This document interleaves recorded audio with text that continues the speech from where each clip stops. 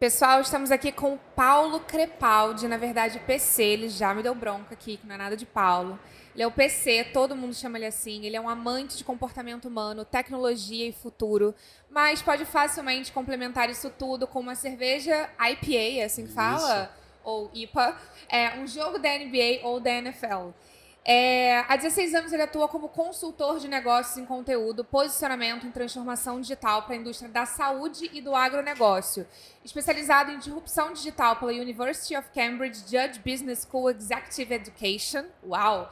Estratégias de comunicação na era virtual pela Toronto University e Omnichannel Marketing pela Northwestern University's Kellogg School of Management. Eu espero ter falado tudo certo aqui. Ele foi pioneiro na implementação de posicionamento baseado em emoções e centrado no consumidor na indústria farmacêutica lá em 2006, quando tudo era mato, talvez, né? E hoje conduz boards de aconselhamento, workshops, palestras, insights sobre o tema. Ele fala sobre neurociência aplicada ao marketing, humanização das marcas, omnichannel, disrupção da mentalidade digital. Ele foi consultor na Confederação da Agricultura e Pecuária no Brasil, em Brasília, com foco em humanizar a imagem dos produtores em solo nacional e internacional, através de ações de comunicação. Vamos falar um pouquinho sobre isso.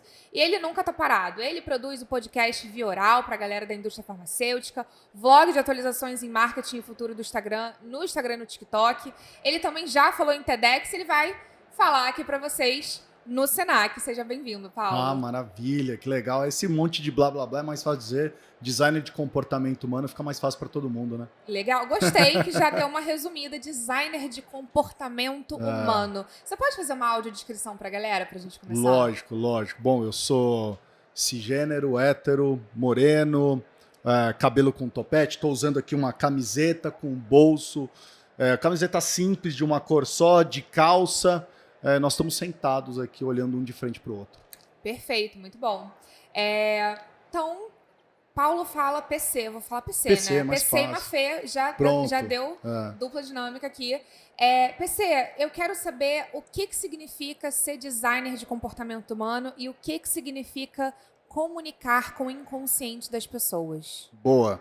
Bom, para tentar resumir, ser bem objetivo, design de comportamento humano é realmente a vontade de se aprofundar e estudar o que nos aflige, o que nos motiva e quais são as necessidades. Esse é o design de comportamento humano e isso entra com tudo que está acontecendo nas nossas vidas, né? Então essa transformação digital, o que acontece no nosso dia a dia e para dentro disso, como que a gente tem que fazer? Entender linguagem e comunicação, que é o que nos diferencia dos outros seres, né? Então a comunicação entra dentro disso. Então quando você entende o comportamento humano, você é obrigado a entender a parte de comunicação e como se comunicar, como codificar uma linguagem e decodificá-la, para que as pessoas possam então engajar no teu conteúdo nesse mundo que a gente vive hoje, que está todo mundo querendo chamar a tua atenção e conquistar a tua atenção.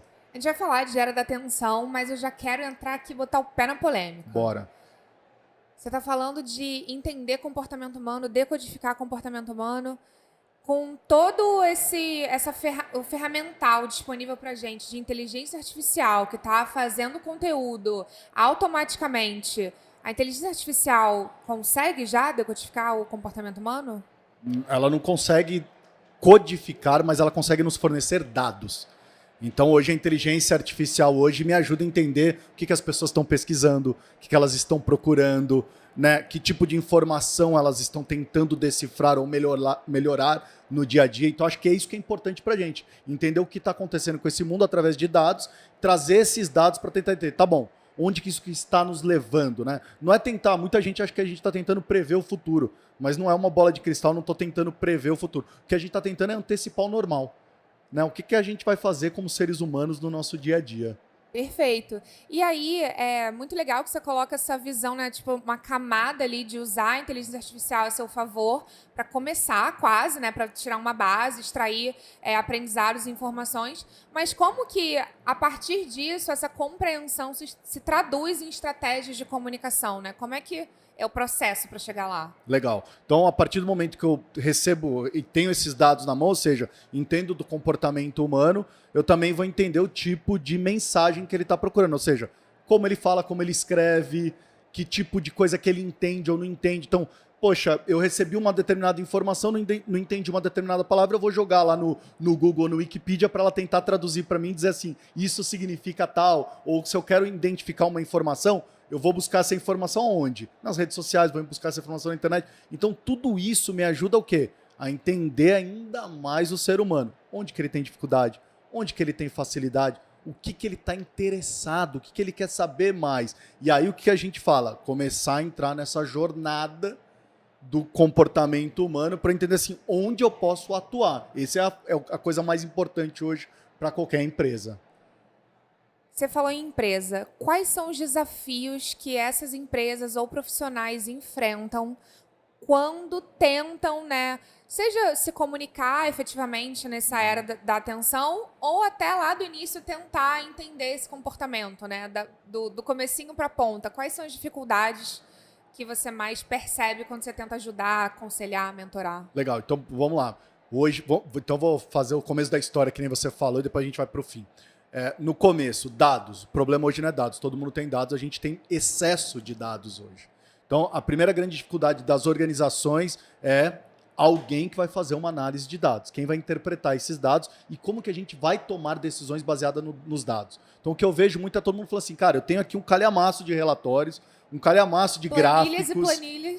Planilhas e planilhas. Tá bom, quem está lendo, quem está separando, quem está puxando as informações importantes, quem está cruzando esses diferentes dados. Então isso é muito importante. Então essa é a primeira grande dificuldade.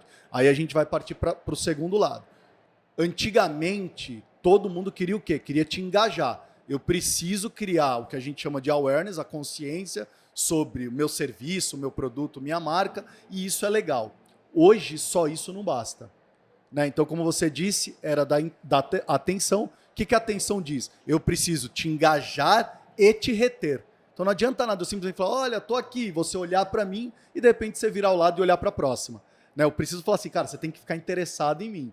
Né? Então, é muito o que a gente está acostumado no chaveco. Né? Então, não adianta. Se o meu chaveco é ruim, você vai desinteressar e vai querer conhecer uma outra pessoa. É a mesma coisa que acontece nas marcas. Eu preciso ter uma história, eu preciso ter um conteúdo interessante para que eu não só chame sua atenção, mas como eu consiga colocar você dentro e você ficar engajado comigo, que é o que a gente vê que está acontecendo hoje. Né? Então você vê o surgimento da Cazé TV, né? Que você fala assim, pô, o cara está fazendo de diferente que, sei lá, as grandes mídias não faziam, as grandes redes não faziam.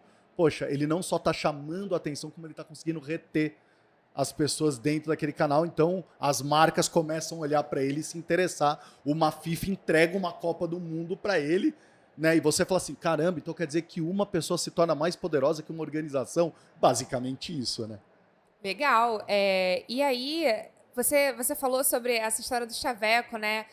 Se você consegue chamar atenção, mas se você não pensar em reter essa pessoa, a próxima pessoa, marca, enfim, vai chegar.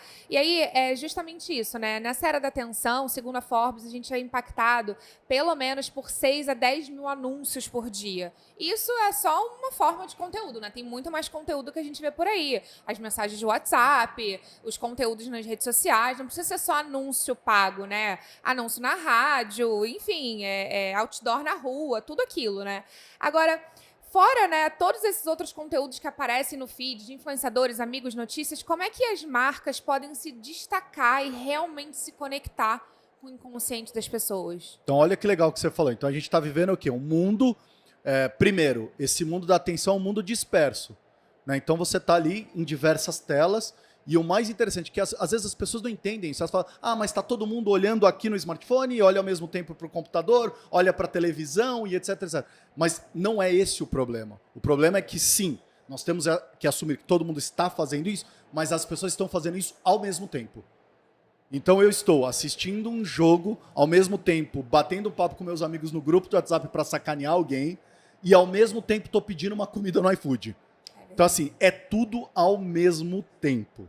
Né? Então, qual que é o grande que aí, e o grande que você estava me perguntando, né? O que a gente faz, o que é a grande sacada nisso?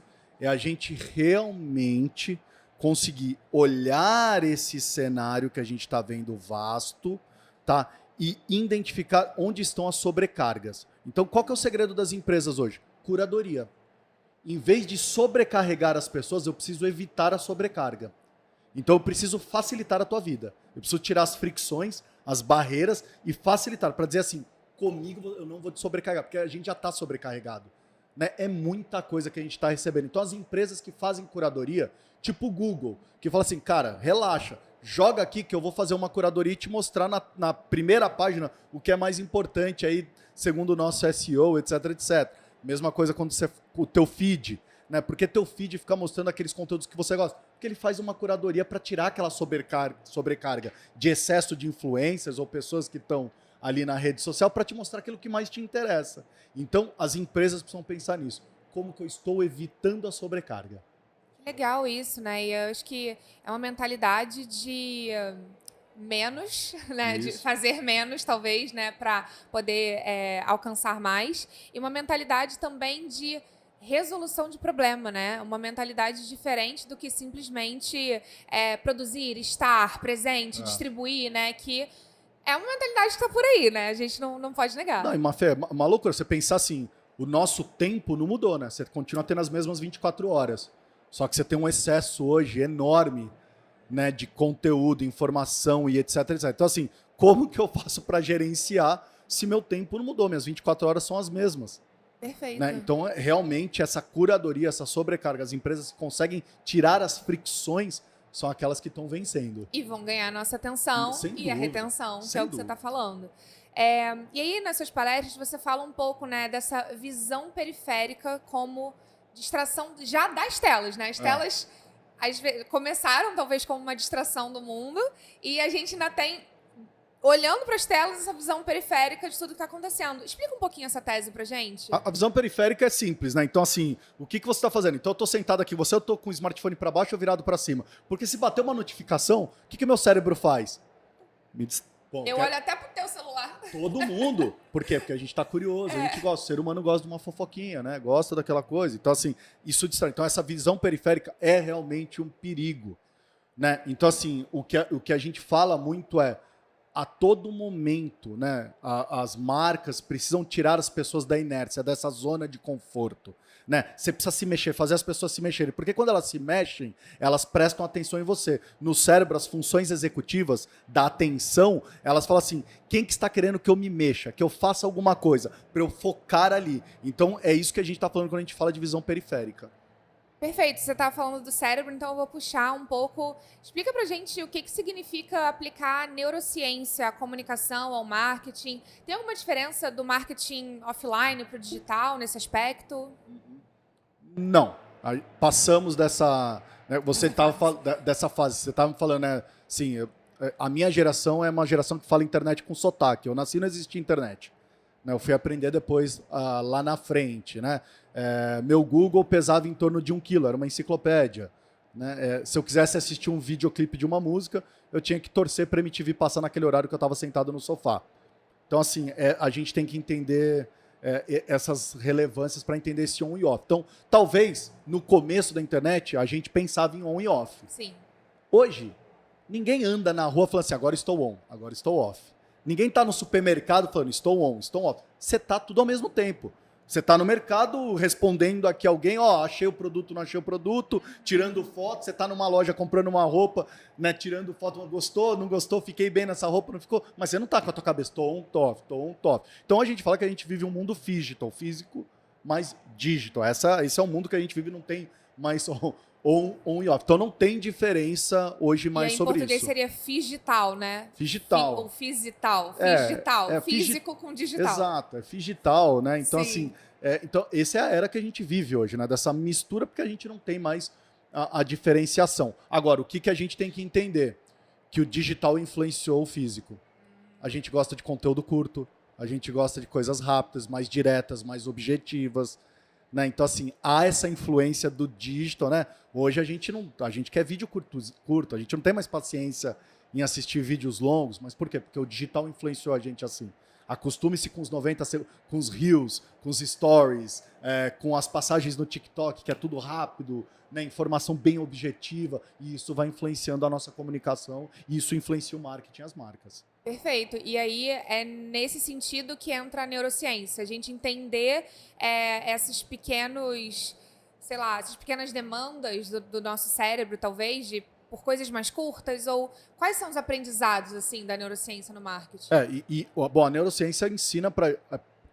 Isso é uma grande vantagem, né? Então, falando em tecnologia, a gente está vivendo um mundo que hoje a gente tem a oportunidade de vivenciar grandes tecnologias. Essas grandes tecnologias não são só smartphone, etc. Eu estou falando aqui de eu posso escanear o cérebro, então hoje eu posso fazer um escaneamento de cérebro, eu posso usar um equipamento para ver onde o cérebro, onde os eletrodos do cérebro eu coloco, consigo ver quais ondas mexem mais e mexem menos. Hoje você tem pessoas que fazem meditação usando essas tiaras para saber se elas estão no foco ou não estão no foco. Ou seja, a tecnologia avançou até no entendimento do cérebro humano. Então, com esse avanço de entendimento do cérebro humano, o que é melhor para a memória, por que o storytelling é tão importante, né? O que é memória de longo prazo e curto prazo, como que eu faço para as pessoas entenderem, memorizarem, engajar as pessoas. Então, todos esses entendimentos que essas tecnologias nos permitirem entender, a gente tem que usar como competência para o marketing. Então, isso é a neurociência. Tá? Aqui a gente não está falando aqui de que uso de mensagens subliminares, a gente não está falando aqui de não ser ético, não é isso a neurociência. Não é sobre manipulação. Não é sobre manipulação. Sim. A neurociência está dizendo assim, ganhe competências sobre o que a gente aprendeu sobre o cérebro humano, assim como a gente vai aprendendo sobre outras ciências e a gente vai usando isso para que a gente melhore a maneira que a gente vai trabalhar, vai se comunicar, é isso. É uma questão de ganho de eficiência. Total. E ampliação dos resultados, né, que você vai conseguir. Totalmente. Legal. E aí você tocou num ponto que estava aqui, não sabia se ia dar para perguntar, mas você falou de storytelling, contar histórias. Por que as histórias têm um impacto maior na mente das pessoas? Boa. Por que a gente gosta disso aqui? O ser humano não adianta. Respondido, próximo. O ser humano é isso. O ser humano é um ser extremamente social. Se você é social, como é que você faz para conversar? Histórias. Tá? Então, é muito engraçado. Então, as análises mostram que quando eu estou contando uma história, o teu cérebro se conecta ao meu e a gente se movimenta da mesma maneira em ondas cerebrais. Quando isso acontece, nós estamos conectados. Você está entrando no meu mundo. Você está sentindo o que eu estou te falando. Você está transportado para aquela minha história. E isso nos conecta, isso traz emoção, isso traz engajamento, isso traz interesse, traz sua atenção. Por isso que a gente gosta tanto de histórias. Porque o cérebro é conectado via histórias. O ser humano, graças às histórias, a gente sabe o que aconteceu com os nossos antepassados. Então é por isso que a gente gosta tanto de histórias. E você falou de ativar as emoções, né? Um dos aprendizados da neurociência é justamente, né, quando o ser humano ativa as emoções para o aprendizado, para viver experiências na vida, é quando aquilo ali fica marcado, né? Sim. Então, para o marketing, para a comunicação, nada mais importante do que ficar marcado. Então, muito importante ativar essas emoções no cérebro, concorda? E olha que legal a etimografia da palavra storytelling, né? Vamos pegar, né? Storytelling. O que é store? Store é armazenar. Store, loja, local. Telling é contar. Contar algo que eu vou armazenar. Storytelling. Por isso que é tão importante para o cérebro. Olha, interessante. Eu queria entender um pouco se... Bom, você falou de storytelling, você falou de dados, você falou, né, que você traduz os dados na comunicação, dos aprendizados da neurociência. A gente pode dizer que se a gente sabe decodificar o inconsciente humano, você diria que tem fórmulas prontas para acertar em cheio? Não, infelizmente não, né? O ser humano não tem fórmulas porque... E a gente está vivendo isso agora, né? O que está acontecendo? A tecnologia leva a gente cada vez mais querer individualizar o ser humano. Então, a Mafê gosta de determinadas coisas, a Mafê quer receber um conteúdo que tem interesse para ela. O PC quer receber um conteúdo que tem interesse para ele. Então, assim, não existe uma fórmula. Tá? O que existe eu sei que o nosso cérebro funciona da mesma maneira. Então, existem, obviamente, gatilhos no cérebro que a gente pode utilizar para engajar. Mas, assim, a maneira que eu vou te falar, então, tem o contexto cultural, o contexto do local que você nasceu, da região. Então, você nasceu numa determinada região do Rio, é diferente de uma outra determinada da região do Rio. Então, a maneira da gente falar, exemplo básico para quem está assistindo, né? Então, por exemplo... Biscoito. Lá em Falei. Pronto. Biscoito. Vamos dar outro exemplo. Pelada e babinha. Né? Então, lá em São Paulo, não, futebol entre os amigos, vamos jogar uma pelada. Lá em Salvador é babinha. Né? Então, assim, na superfície, a gente expressa de maneira diferente. Mas o que a gente quer dizer no nosso inconsciente? Um futebol sem regras entre amigos descolado. É isso que a gente quer dizer, todo mundo quer dizer a mesma coisa. Então, inconsciente, nós somos iguais. Mas no nível superficial, a gente expressa isso de maneira diferente. E a gente precisa entender isso, então não tem fórmula. Interessante. Porque eu queria até falar sobre isso um pouco, né? Sobre o nosso inconsciente está cheio de vieses. Então, eles são moldados pelos estereótipos de gênero, de raça, de idade, enfim, de regiões, como você falou. E muitas vezes a gente, né, acaba moldando os algoritmos pensando nisso, com os nossos comportamentos, né? Essa curadoria que você falou, a gente acaba reforçando e construindo e reforçando esses estereótipos. Até aquele documentário, né, na Netflix e tal, que é o... Como é que chama? O Dilema das redes sociais. Obrigada, Dilema das redes. E vários testes já foram feitos, né, sobre isso. A gente sabe que muitas vezes os algoritmos mostram menos pessoas negras, por exemplo, porque o comportamento geral é um comportamento racista que privilegia pessoas brancas, mulheres de biquíni. Mulher de biquíni vai aparecer mais no feed porque tem mais gente dando curtida, enfim.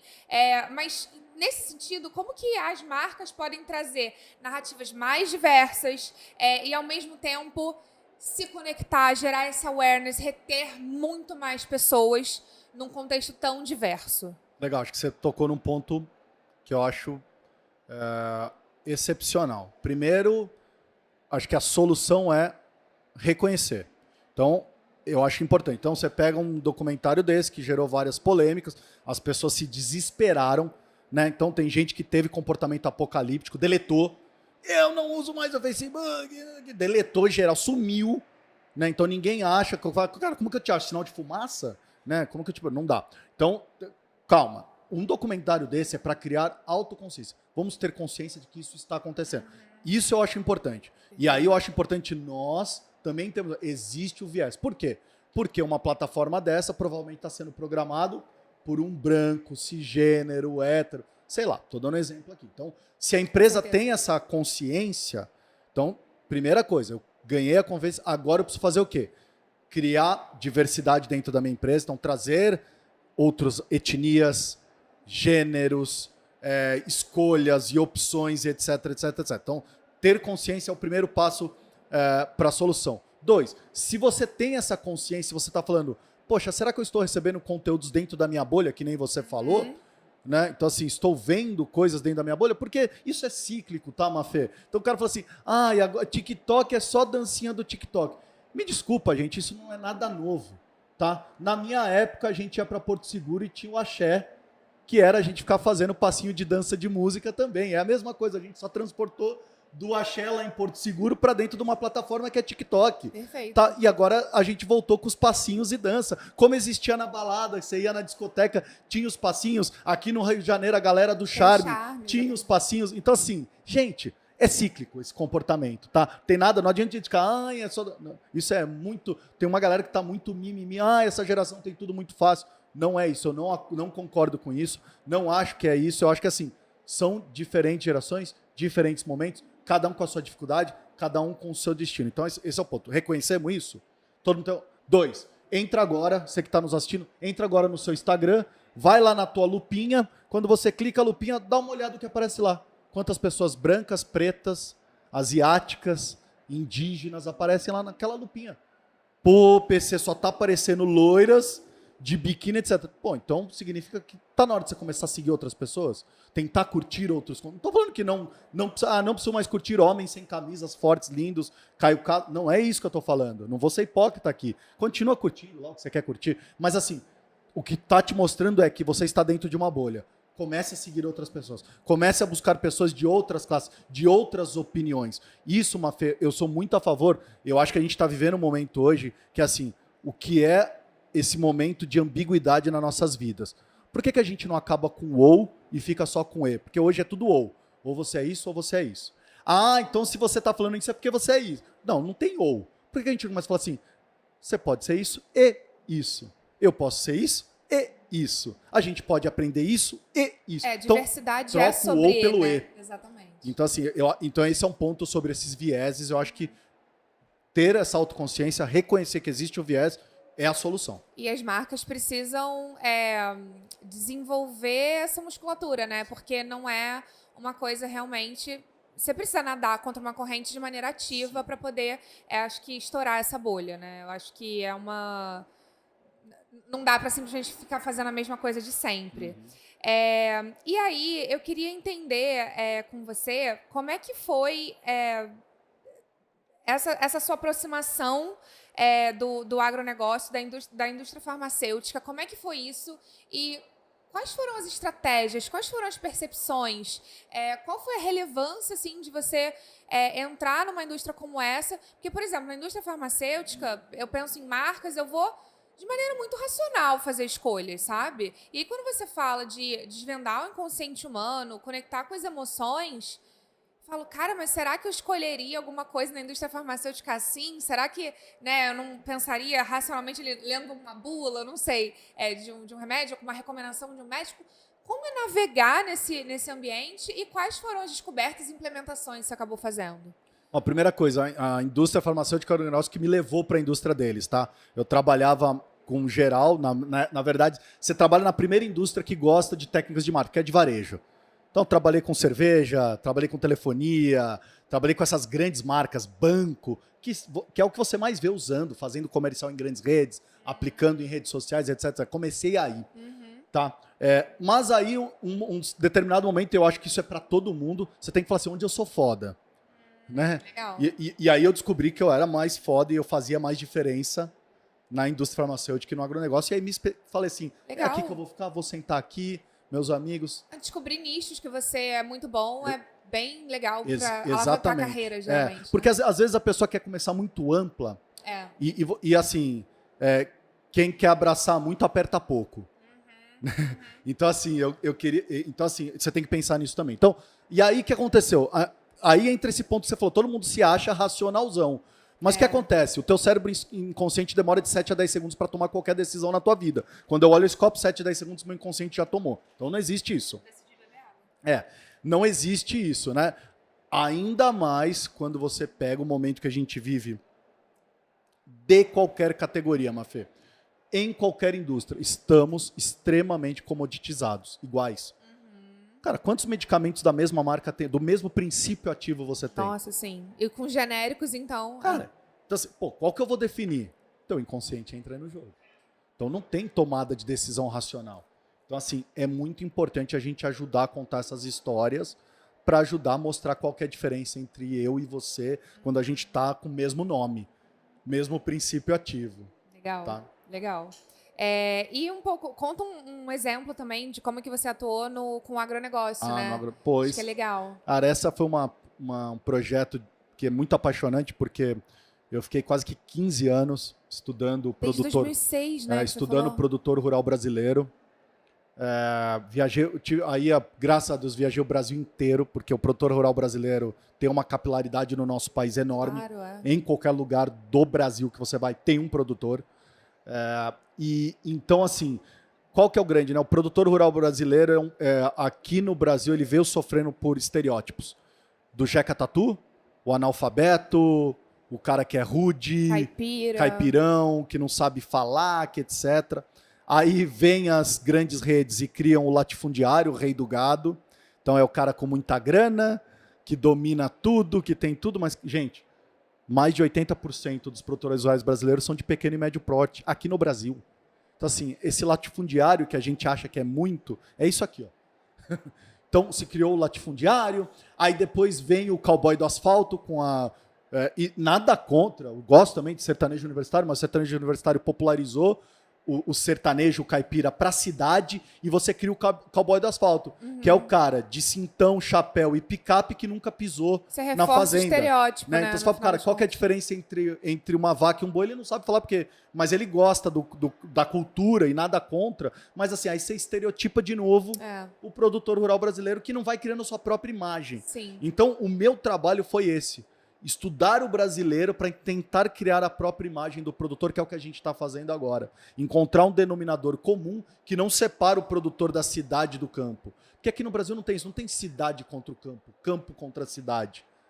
Né? Até porque nós temos que ser brasileiros, e o brasileiro ao quadrado é o campo e cidade. Então a gente está criando esse denominador comum de uma linguagem comum, Legal. onde você tem uma sociedade que consome e uma que produz. Ponto, acabou. Legal.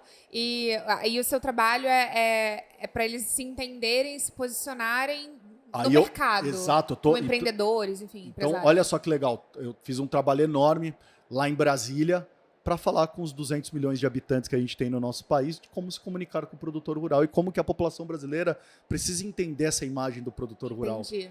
Então é um trabalho apaixonante que a gente está fazendo nas até duas hoje. vias, né? Do produtor com as marcas com os produtores. Muito, muito legal e realmente uma visão que tem muito mais gente que tem que ter essa visão. Eu queria perguntar para você que conselhos você daria para as empresas que estão apenas começando a explorar essa interseção entre neurociência, marketing e comunicação? Bom, acho que pontos básicos. Transparência. Então, não adianta querer inventar histórias. A gente sabe que hoje, nesse mundo, isso não cabe mais. Empresas que inventam histórias, criam histórias fakes, elas caem. Então, transparência a todo momento. 2, não adianta inventar produto ou serviço se você não entende a necessidade. Ninguém vai comprar. Se não tem necessidade, vai ficar na prateleira, vai vencer, vai morrer. Vai antes entender a necessidade, depois você cria o produto. Não adianta criar o produto para depois tentar criar uma necessidade. É mais difícil esse processo. Você vai precisar de muito mais grana. Então, transparência é necessidade. E terceiro e último entenda do ser humano. Seres humanos que entendem de ser humano sempre vencem. Talvez seja a primeira, né? Porque com isso a gente sabe que transparência é importante, com isso a gente sabe que ninguém vai enfiar produto goela abaixo, que não vai conseguir, né? Perfeito. E pensando aí nos próximos anos de inovações, o que você prevê para o campo de comunicação e marketing, num mundo que a inteligência artificial está dominando, essas novas tecnologias, a gente está falando de computação quântica, metaverso. O que você está olhando aí para os próximos, sei lá, 5 anos? Vou pegar leve. Vamos lá. Próximos 5, pegar leve, devagar. 5 anos. Olha, eu acho que a gente está num momento único de atualização do computador, que é a sociedade humana. Então, a gente está atualizando o nosso iOS aqui. A gente está fazendo um upgrade geral de tudo numa velocidade mais rápida. Então, assim, o que vai ser, eu acho que hoje a inteligência artificial é o que a internet era na década de 90. Todo mundo achava legal, maneiro, mas ninguém sabia o que ia ser. Tô brincando aqui com esse negócio. Pô, que negócio legal, mas não tenho ideia do que isso vai ser. Eu acho que a gente está nesse exato momento, ninguém sabe o que isso vai ser. Então, não sei ainda o que será para o marketing, não sei o que será para a comunicação. O que dá para a gente ter certeza é que cada vez mais a gente vai ter, como as pessoas estão cada vez mais dentro dessas ferramentas, significa que a gente está produzindo cada vez mais dados. Perfeito. Com a produção de mais dados, se possibilita para as empresas captar esses dados e conseguirem, então, analisarem esses dados para levar uma informação mais relevante e significante para você. Eu acho que esse é o ponto que a gente está transformando o marketing. E aí, tem um outro ponto. Se tá todo mundo... O que acontece, né? Então, o pessoal fala que a inteligência artificial está fazendo o quê? Pegando as pessoas que são banais e transformando elas em medianas. Porque isso é verdade. Né? Então, hoje qualquer pessoa consegue entregar no mesmo nível se usa a inteligência artificial, se você não dá o seu a mais. Então, você eleva o nível das pessoas que estão abaixo e jogam elas para o meio, e aí tá todo mundo mais parecido com o meio do que para cima. Aumenta o sarrafo geral, então. Geralzão. Então, acho que você está aumentando o sarrafo para as empresas. Olha, cuidado, porque se você tiver nesse basicão, todos vocês vão estar falando a mesma coisa.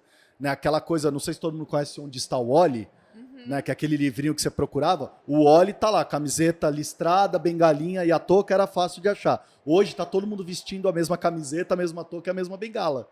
Então como é que você vai ser diferente? Então acho que esse é o meu questionamento, acho que eu não tenho resposta, eu tenho um questionamento para vocês. Como é que vocês vão ser diferentes para as pessoas te encontrarem? Perfeito. Aí, qualquer coisa é só voltar o vídeo, que a gente falou de era da atenção, se diferenciar lá no começo, a gente volta, o papo é cíclico. E para concluir, eu queria perguntar para o PC, o futuro do trabalho é? Colaborativo, criativo e automatizado. Muito bem, muito obrigada. A gente continua com essa série especial de entrevistas dos painelistas e palestrantes do Senac Rio Summit e até a próxima. Valeu.